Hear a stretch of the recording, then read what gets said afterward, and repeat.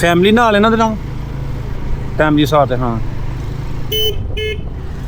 अस्सलाम वालेकुम की है भैया पेट्रोल तो आया पेट्रोल नहीं लगे शायद खत्म हो गया पेट्रोल पंप तो जो 200 का पवा के आया पेट्रोल थले नहीं गया क्यों है मेरा थले नहीं गया कचरा कोई आ गया है कारपेट च शायद मैंने तो पेट्रोल है जी मेरे को देखो मैं चेक करो। हाँ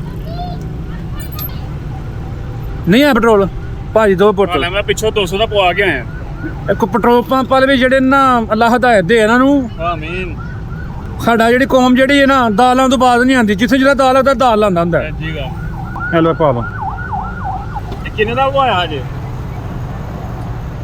ਇਹ ਲੋਕ ਜਿਹੜੇ ਨੇ ਨਾ ਇਹ ਬੜੇ ਖਤਰਨਾਕ ਨੇ ਬੜੇ ਖਤਰਨਾਕ ਸਹੀ ਗੱਲ ਹੈ। ਮੀਟਰ ਫਿਕਸ ਕਰ ਛੜਿਆ ਦਾ ਬਹੁਤ ਸ਼ੁਕਰੀਆ ਜਜ਼ਾਕੱਲਾ ਜੀ ਹੈਲੋ ਜੀ ਰੱਖ ਦਿਓ ਇੱਥੇ ਜੌਬ ਕਰਦੇ ਹੋ ਜਾਬ ਨਹੀਂ ਕਿ ਸੋਸ਼ਲ ਵਰਕ ਕਰੀਦਾ ਹੈ। ਸੋਸ਼ਲ ਵਰਕ ਕਰਦੇ ਹੋ ਹਾਂਜੀ ਜਜ਼ਾਕੱਲਾ ਬਹੁਤ ਸ਼ੁਕਰੀਆ ਬਹੁਤ ਸ਼ੁਕਰੀਆ ਦੇਖੋ ਸਟਾਰਟ ਨਹੀਂ ਜੇ हाँ